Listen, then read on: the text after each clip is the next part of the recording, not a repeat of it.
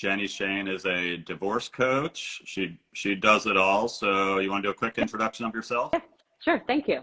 So my name is Jenny. You said it right. I am in my former life an attorney, but currently now I'm a family mediator and a divorce coach.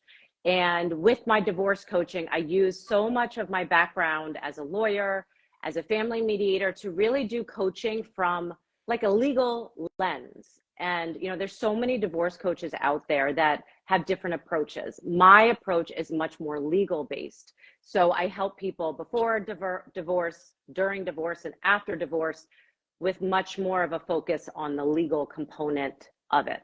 Okay.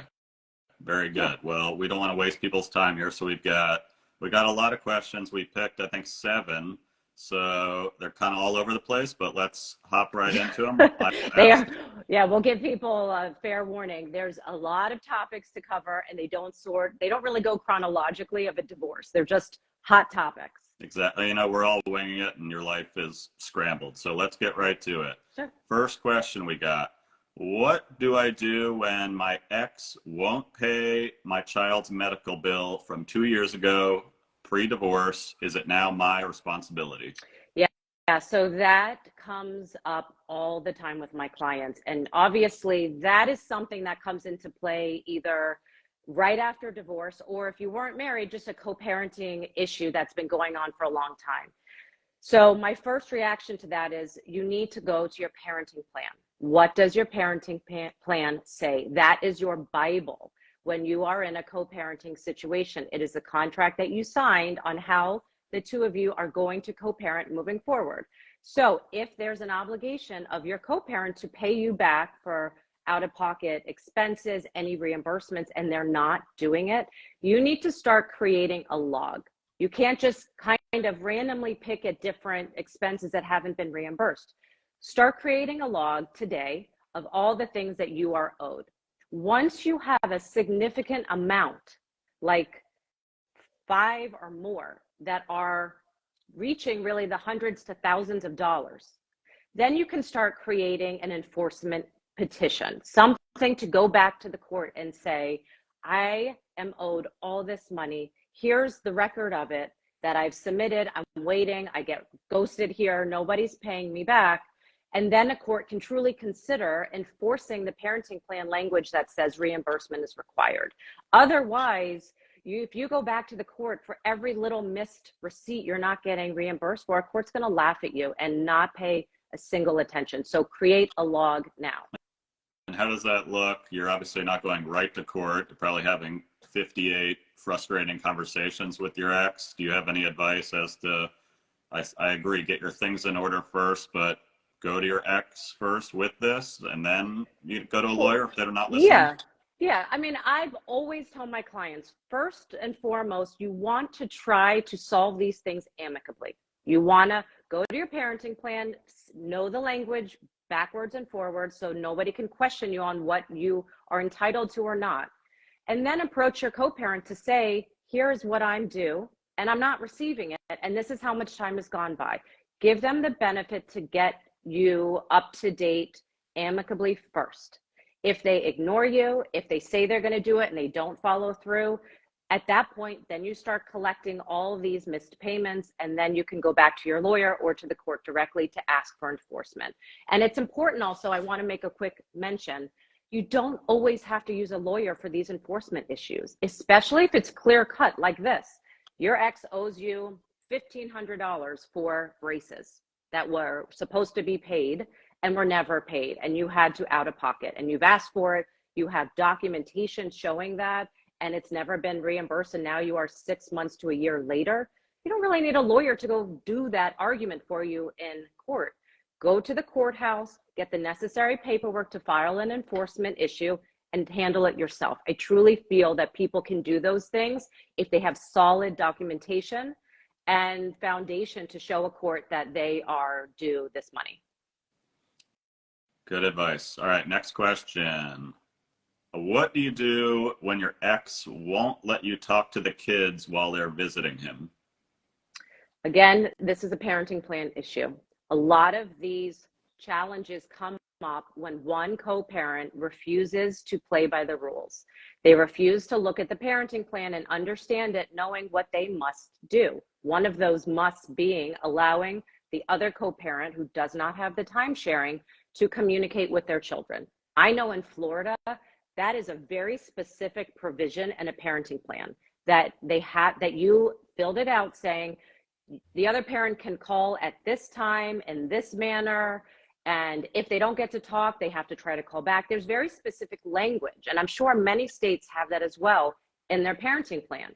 So if your co-parent is refusing to play by the rules, is not allowing you to have that phone call or FaceTime or whatever it is, it goes back to the same thing I just said. Start creating a log of the behavior that's happening. Because if you try to argue about it, call your lawyer every time you get upset that something's not being followed through, you don't have enough ammunition to support your argument. You need to start creating logs and creating paperwork, printing texts. Everything needs to be memorialized in some sort of written fashion. So when the time comes to go back to the court, you have a full book of evidence and there is nothing to dispute. Right. I know when we did our parenting plan, that certainly didn't come up. I think a lot of people are just getting their divorce finished, and this can be a little subjective. You know, if mom is calling at 9:30, wants to talk to the kids, I've got them in bed. That seems like an unreasonable request. It is unreasonable, and that is exactly why that type of language is so imperative to have in a parenting plan. Even something that seems simple, like when the co-parent can call. Well, it matters for exactly what you said. Let's say that co-parent is a nurse and works 7 to 7. And by the time she comes home from work and she picks up the phone at 8 o'clock, the kids are already in bed at the other co-parent's house. Well, that's a real problem, right? But should she be denied being able to talk to her kids when that was promised? No, but you need to go back to square one and figure out a different way to communicate. So this is one actual thing I've helped people do with when I work with them, is actually prepare them for mediation to say, here are all some real non-negotiable provisions you have to have in your parenting plan. And that would be one of them. Yeah, that shows the value of working with a coach like you during the divorce process. Unfortunately, a lot of us are on the other side. Is there a quick kind of script somebody can use in general? Because I think the problem that a lot of us get into is we're emotional and heated. Our co-parents not letting us talk to the other kid. It's not gonna, even if we mean well, it's just gonna come out terribly. How would you say to your co-parent, I'd like to talk to the kids, or this is not working for me? I so wish there was a black and white answer to give you. The problem is there isn't. When you're dealing with post-divorce or, after co-parenting paternity issues, and you have this type of situation where the co-parents just don't get along and they don't make life easy for the other when they have the children, what do you do about it? Well, what's most important is to not be reactive, to not be emotional, to not start angry texting and just blowing up, because I promise that will get you nowhere. What you have to do is just remain calm. Try that approach first. If you still get ignored, then you go back to the legal way to move forward, which is what I initially suggested, is start creating a log which shows a pattern of behavior. That is really the only answer. But what's the other side is just to grin and bear it. Don't be that parent though. And that's the other thing I will tell people is, just because something happens to you, you do not by any means treat the other co-parent the way you are treated. Because what will happen is all the stuff you've done to try to fix things will be totally thrown away, and you'll be taken to court now for having the same type of angry behavior, and that will get you nowhere. So take the high road, do your best to not be emotional about it, but start creating a log to show that pattern of behavior. Yeah, and I think it's one of the hardest things is to just kind of accept that when the kids are not with you, there's going to be a lot of things that you don't agree with, and it's the hardest thing, but you do have to learn to accept that. And that's where, working with a coach or a therapist is important, because it's just a completely new dynamic than what you're used to. And that's what I'll let people, remind them that a lot of that hard work is getting done alone. You're in your house, you can't talk to your children, your co-parent is not allowing you access to them. What do you do with all that energy that's just building and making you angrier and angrier. You have to create a strong support system around you besides family, besides friends, which are so critical, but you have to have some professional support. If it's not through a therapist that's helping you work through some of those emotional feelings, it's a divorce coach who's giving you guidance on how you're going to correct that behavior in the future so it doesn't happen again. Because you can manage your feelings and work through those, but that's not going to change the future. What's going to change the future is getting some legal direction on how to change things. Because as much as you may better yourself, that's doing nothing for your co-parent. Right. And I'll add to that.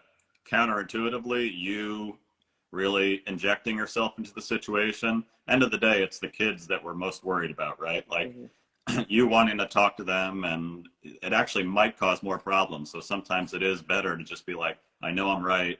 I just got to back off, because the kids will be better if they're not hearing from me right now. Exactly. Next question, getting back to the process of divorce. What do I do when my lawyer doesn't get back to me right away or doesn't do work on my case? Awesome question. By the way, I have to give a quick shout out. There's a client of mine giving me a little heads up in the comments. So thank you. Appreciate that. Okay. So what do you do when your lawyer is not getting back to you? Well, that is a constant problem for anybody, more so who is like currently going through divorce. Yes, that comes up for some post-divorce issues, but when you're in the thick of it and you have problems and you're calling your lawyer, and probably most of the time it's like on a Friday, right? And you are getting a response of, I'll get back to you. I'll handle this on Monday. Maybe their paralegal calls you, but that's not what the person you were looking to talk to. What do you do? Well, there's a few ways to go about that. The first way is, what are you calling about? You need to know what you're calling about. I tell my clients all the time, don't go calling your lawyer for every time you get frustrated with some legal issue, because you're spending a lot of money on that phone call and there's no need for it.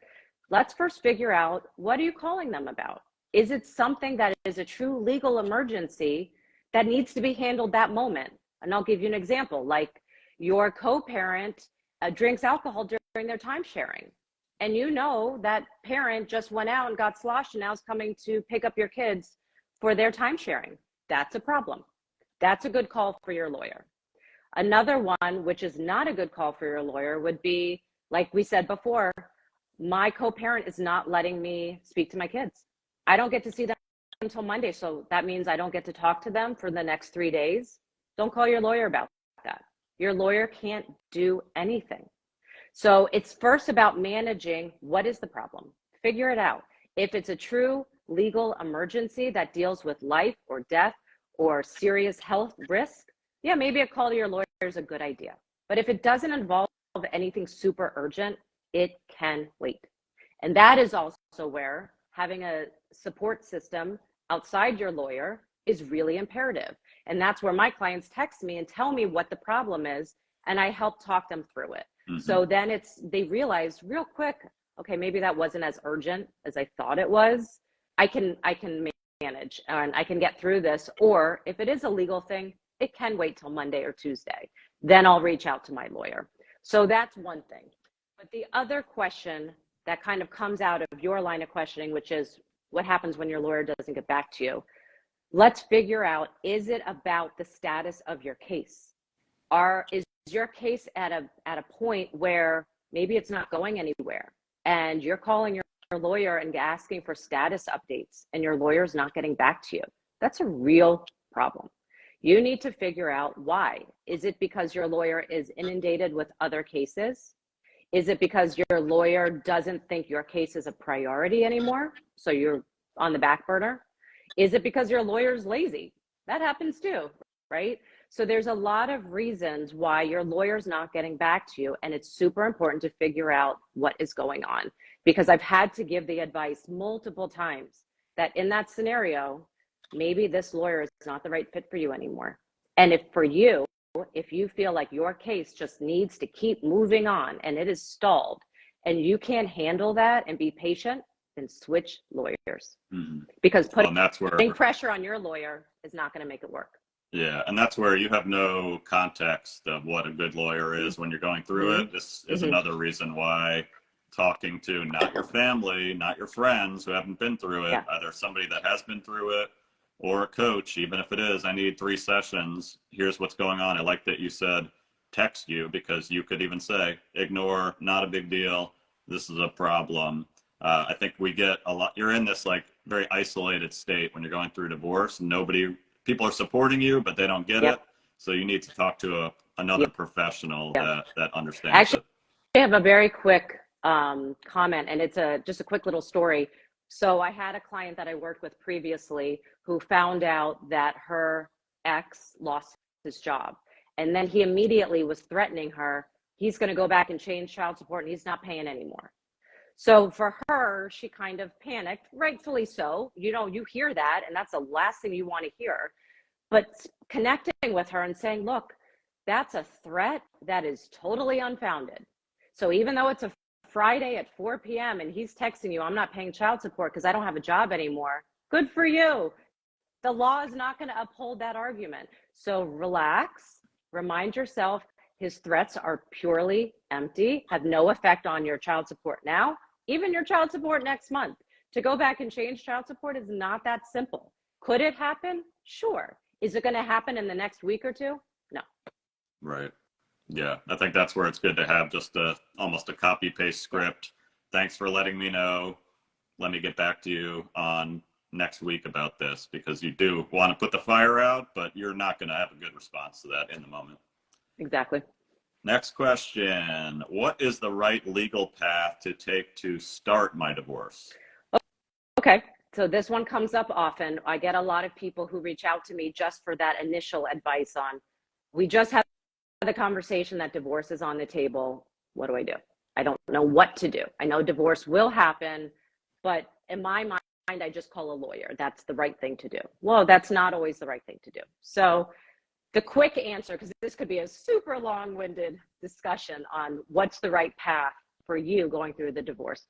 Every person's divorce is different. So what maybe your neighbor did or your cousin did for their divorce doesn't mean that's the path you should take.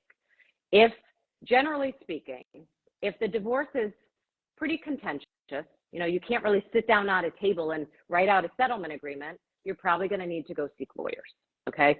So you're going to find out what kind of legal path you need to go down with a lawyer representing you, because you and your soon-to-be ex just cannot get along.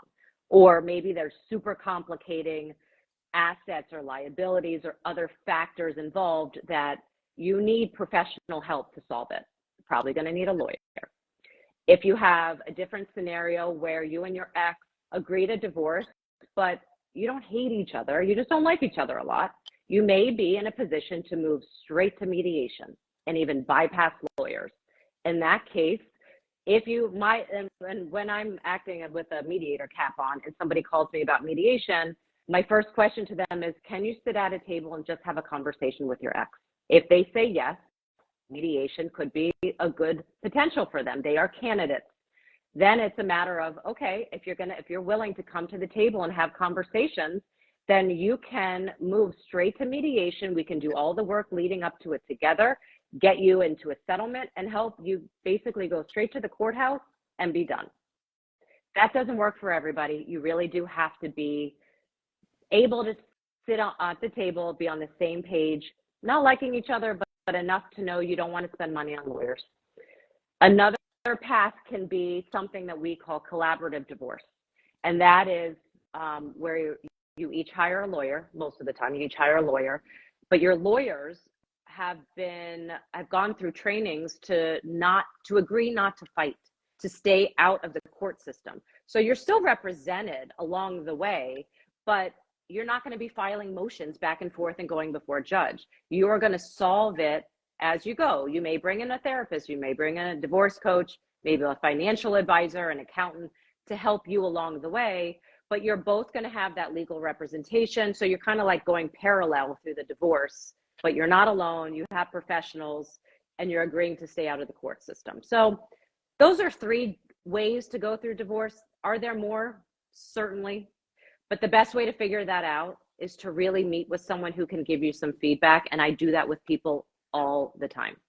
Yeah, so we had a comment here. I wish I knew this before my divorce. Oh, yeah. I never heard of a divorce coach 3 years ago, and I think it, in a lot of ways, should be your first move, even Mm. just before you file, because I think right now, for people's first move is, I got a lawyer. Oh, well, I got to get a lawyer, and then the train has left the station, and yeah, it sounds like a 2 hour call with somebody can really just change the entire trajectory of the divorce. 100%. Look, a lot of that problem is a lack of education, not of people, but of the family law system. What Mm-hmm. we see on TV is what people think divorce looks like, which is you're getting divorced, you call a lawyer. That's great in some scenarios, but it's not for everybody. And it's unfortunate that there is this lack of education of what divorce can look like. So people don't know who to call, who to speak to, what to do. And that's why they turn to friends who've gone through divorce or coworkers who give them their war stories, but that doesn't mean that's what they're going to go through. Mm-hmm. So it's an unfortunate failure in the system. Yeah. Well, that's what we're here to do, That's educate people, exactly because what we're doing. we've been through it. And until you go through it, I always say it's like going to kindergarten. You have no idea what you're doing. Talk to people that have been through it. Right. All right, next question. Somebody talking about co-parenting. Balance between co-parenting and being too involved. Riding to events together because I want to see the kids as much as possible and keep the peace with him, but he reads into it. Okay, well, I'm not really sure the reads into it thing, what that was implying, but this idea of being too involved, trying to find that happy medium. This literally came up this morning with a client of mine where we were talking about it, but she has a 2, 3 year old, and it's a totally different dynamic when you have a toddler. But if you can be amicable with your ex, anytime there's an opportunity to all be together, take it, because you want to send the message to your child or your children that you are still a family, but your family dynamic looks different. You live in 2 homes. You don't do everything together anymore. It's just a different way of family, but you are still a family. So if you can toe that line and try to be together and balance out that relationship of co-parent, that is always like the top of the mountain. You want to get there. If you can't, you got to be careful, because you also don't want to put yourself in a situation where, like this follower said, you're like too involved, because then you are impeding on that other co-parent's time, and that's not fair. And in this client that we were discussing, when they are all together, her toddler, who is struggling with this situation, has separation anxiety. And if that toddler is with the dad and then the mom leaves, that's creating a mess for them because the toddler wants to go with the mom. So for her, it's about finding that happy medium of how can they all be together without stressing out the child. And that goes for everybody. So I think if your kids are old enough, sit them down and have a conversation. What kind of get-togethers would they like to have with both mom and dad present? I'll add to That's that that's that helpful. comment of riding together. Personally, I'm going to take my own car. You do have to develop some boundaries, and that could even be like, I'm going to come to the party, but I'm leaving Yeah. at a certain point, because we all, the longer you stay in these situations, just the more likelihood that things are to unravel. So keep an Mm-hmm. eye on time and have boundaries, even if they seem too strong. Like, you need to protect yourself in these situations. Yeah. Yeah. That's great. And that's where having that life experience comes into play to say, we can all be together, but we also still have boundaries that we respect. Right. All right, we've got a couple more questions. Let's try to hit them quick. This one is about alcohol. We'll try to sum it up here. Parenting plan says no alcohol whatsoever when the kids are with the parent. He drinks and drives after consuming a lot of alcohol. Kid's word against his. I'm afraid that nothing's going to be done. I can't keep paying, I guess, lawyers to end up in the same situation. What should I do? So if you have concrete evidence that your co-parent is drinking, then that is a true, sorry if you heard that, that was my dog. That is a true emergency to be calling your lawyer about, because those matters can't be handled without legal representation. What most likely needs to happen, and was not in your settlement or your parenting plan, was that no drinking should be done during time sharing. And if you have a co-parent who you know tends to drink and will be dismissive of that rule that was in the parenting plan, then they have to provide maybe breathalyzer tests prior to the time sharing. And I know clients who have done that, but that the way they got there was because they protected themselves and their parenting plan. And they put language in there knowing that their co-parent has a drinking problem. And so by putting that language in there, that protects them. So in the future, if the child's saying, Daddy drank too much, or whatever they're hearing, you now have support to go to a court and say, this is happening, we need help. So if it's not in your parenting plan and you know it's happening, call a lawyer, find a way to revise your parenting plan so that protection is in place. Yes, it reminds me too, one of our sponsors is SoberLink, and they deal specifically with this problem, and they work a lot with lawyers and judges because this is not an uncommon situation. Mm-hmm. So it's a way to help both parents in this situation. Kids. Yeah. Don't delay on this one. If this is something happening for you, get on it as soon as possible, because this is a true life or death situation. All right, one last question. We'll hit this one quickly and then we have to go. I don't want anything to do with my co-parent's partner. Is that wrong? Yes. The short answer is yes. You do not need to be friends. You don't need to be anything more than just acquaintances with your co-parent's partner. But here's what matters most. That partner is in your child's life, whether you like it or not. And when that parent has the time sharing and that partner is there, that partner is stepping in to a parental position. So you want to make sure that that partner is in line with how you parent and knows all the rules of the parenting plan and respects the boundaries and is on the same page as you. Because if not, then you're starting to have problems with that partner, and that partner is not even a co-parent, so you can't even do anything about it. Can't take them back to court. They're not anywhere on the language of your legal documents. I have a client who is in this predicament, but she has chosen the high road, and she has become, I wouldn't quite say friends, but friendly enough with the partner of the co-parent. So now sometimes she just bypasses her co-parent to speak to that partner because she knows that partner is more even keeled and has a better approach with her kids than even her co-parent. So are you wrong to not want to create some relationship with your co-parent's partner? 1,000%. And if you have a hard time understanding that, then you need to get some support from a mental health therapist or a divorce coach, somebody to help you deal with those feelings so you don't project them on the partner. Because like it or not, that partner is in your child's life, and it is up to you to create a good relationship. So do it now. Yeah, and I'll add to that. I mean, it's natural to not like this person emotionally. You know, this could have been an affair partner, so it's very hard to get through this, but it's a process. You have to think about your kids, and you have to figure out a situation that works for them. And you hating this person, end of the day, is not helping your kids. So it's that's where your mind has to keep going to, and our egos are tricky like that.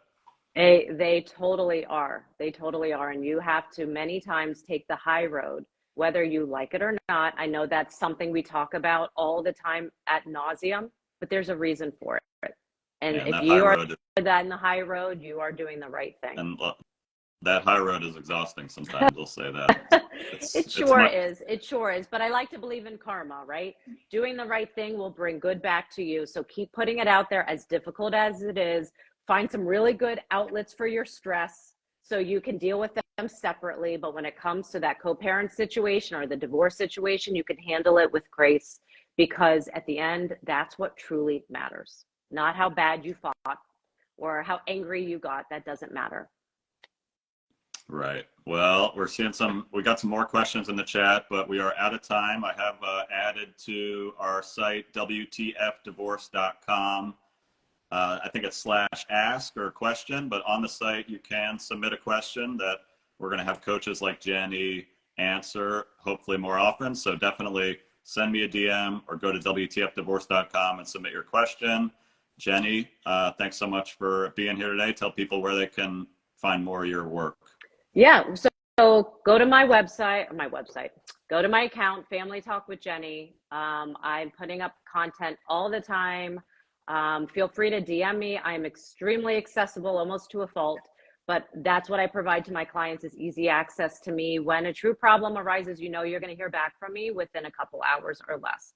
So connect with me through Instagram. My email, if you want to take out a pen and paper, is jenny@divorceinpeacemediation.com. So feel free to email me. But again, Instagram is an easy way to get a hold of me. Thanks, Jenny, All for right, being everybody. here. Thank you. Thanks, Rob. This was great. All right, Bye. see you guys. Bye.